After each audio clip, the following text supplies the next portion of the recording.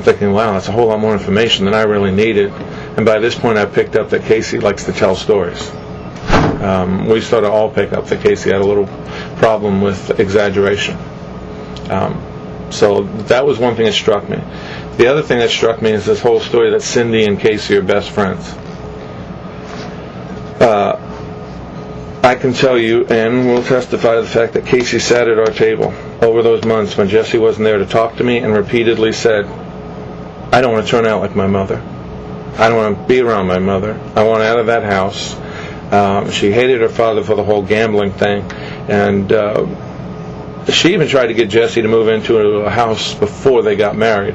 That's how bad she wanted out, but the reason that didn't happen is because I told Jesse, if you do that, I won't perform the ceremony. I said, if you want me to perform your ceremony, you can't live together beforehand. Otherwise, she would have hooked him into doing that. So she wanted out of that house badly.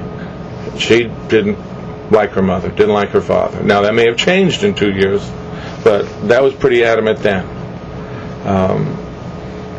So my take on George that night was he must have told his wife that I was coming over, and she put the kibosh on it, or something frightened him, because we went in a 7-hour period of time of going, I want to talk to you, I got stuff I want to tell you, to avoiding me. Then, when Attorney Walsh slandered Jesse on TV, I called George. I wanted to know, was he in on this?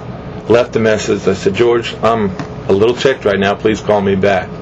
The phone rings, his caller ID comes up, and it's Cindy. George is a little too busy to talk to you. What's the problem? I said, I'll tell you what's the problem. I made a mistake. I was angry. I should have said, no, I want to talk to George. But I didn't do that. And I went off on Cindy. And we had an interesting conversation. I told him what the lawyer said. Well, I don't know anything about that. And I said, look, you know what, Cindy, all bets are off. Anybody ask me a direct question about your daughter, I'm going to give them a direct answer. I said, I'm not hiding anything. And that's when she began to proceed, well, your son's no angel either. I said, I think he's involved somehow. Those were her exact words. That afternoon, I had spoken to Corporal Williams, and we were trying to figure out how everybody was putting Jesse in the middle of it. And Corporal Williams said, well, I'll tell you where you need to look. He said, Cindy Anthony, dropping your son's name left and right. And he said to me, she's telling people he's involved somehow.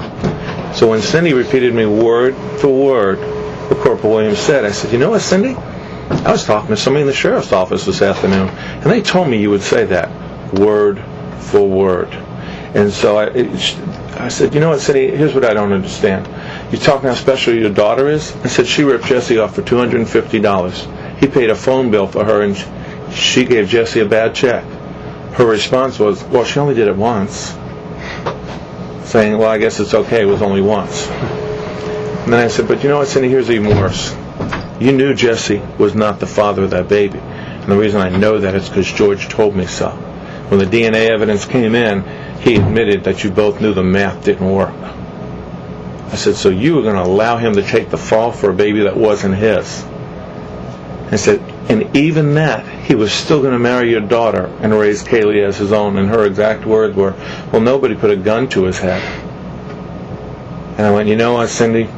This conversation's over. I said, you won't be hearing from me again. We're done. That told me right then and there a couple of things, in my opinion. Cindy's probably as delusional as Casey is. But it also told me that right and wrong was irrelevant. The ends justified the means. Which is why I think we are where we are now, with numerous people coming back to me and saying they're working hard to frame your son. Somebody from Fox News called and told me that.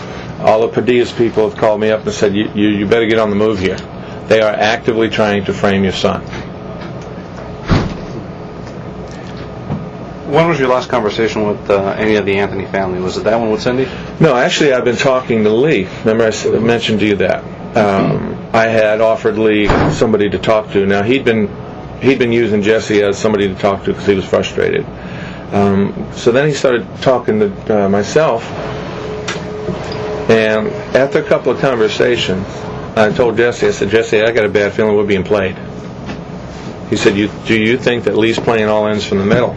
I said, from the last conversation I have, I'm starting to question why he's so friendly with us and why he's telling us what he's telling us. Because he was telling me, Lee would come right out and say, my parents are out of control, We make a plan what we're not going to do. We get outside. I mean, he was not being complimentary towards his parents. In the last couple of conversations, he said, guys, I'm completely out of the loop. I don't even know what's going on around here. When was the last conversation you had with Lee? I spoke to him 2 weeks ago, and the reason I remember that is somebody from Fox News called me up and said, there's a name, we don't know who he is. And I said, who's that? They said, somebody named Kyle. I said, never heard the name before. I said, everybody's hot on this Kyle. See what you can find out. I called up Lee, and I said, Lee, is there a Kyle involved in Casey's life? I said, because he's not in my notes. Well, yeah, there's 2 or 3 of them, and one's a close family friend. I said, well, can you give me a name? And he goes, well, let me see who they're talking about. And he never called me back, but he did something really interesting. He blocked me out from Casey's MySpace profile.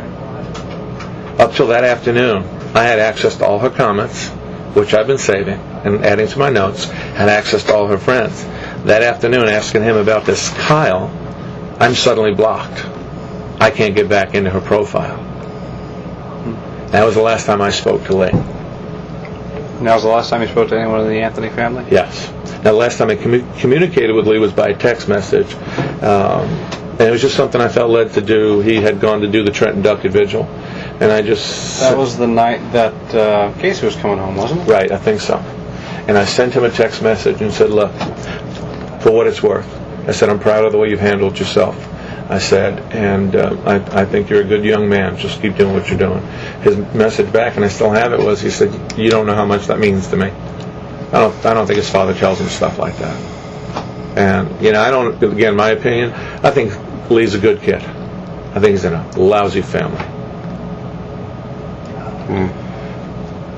What has Jesse told you about what's going on? What's his understanding about what's going on? I know that you've talked to your son. You and your son have a close relationship. Right. We have almost every conversation he's had with Lee, he's come to share with me. What does he think is happening?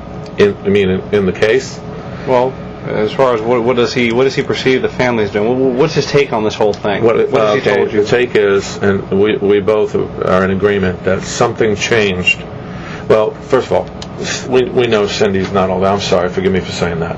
The story's never stayed the same, but the longer we go into this, the more they circle the wagons, and the more the story gets honed in. I held out hope in the beginning that Kaylee was alive. I really believed that Casey had stashed her somewhere or somebody took her.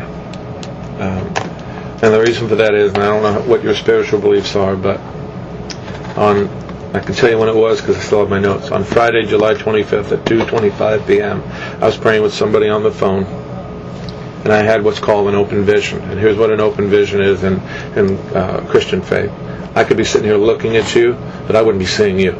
I'd be seeing something else. And this is what I saw in the vision. I saw Kaylee asleep on her right side. I saw sand and dirt shavings. I knew water was over here because I could smell it. And I saw a gray house here. And it looked like she was sleeping. She was just totally motionless on her right side. And then in the vision I saw what appeared to be a very large man. And in my notes I wrote human or angel, I don't know, who reached down with his right hand, took her by his left, and walked away. So I wrote all that down. The person praying with me saw almost everything I saw. When I did a YouTube tribute to Kaylee, and when I downloaded 2 pictures off of Casey's profile, one of Kaylee sitting in the little sandbox, and one near the playhouse, I almost barfed on my computer because I realized what I was looking at. I was looking at what I saw in the vision. And what I wrote in my notes and I told Jesse is, if anything happened to Kaylee, that's where it happened. Now, I don't know where the dogs hit on, but that's what I saw. But I was holding hope that maybe the guy walking her away was somebody that came and took her. Because from what I've heard from friends and also from Jesse, Casey had a habit of, when guys would come over to the house, mom and dad weren't home, she'd leave Kaylee unattended to be with them. Now in Jesse's case, Kaylee's a baby in a crib. I gotta tell you, I still read him the riot act for that. I said, you don't do that. Older, that's big trouble. That's big trouble. As far as Casey as a mother, what I saw, She seemed to be a doting, loving mother. And I may have sent this to you in my first email. Kaylee was the center of Casey's life.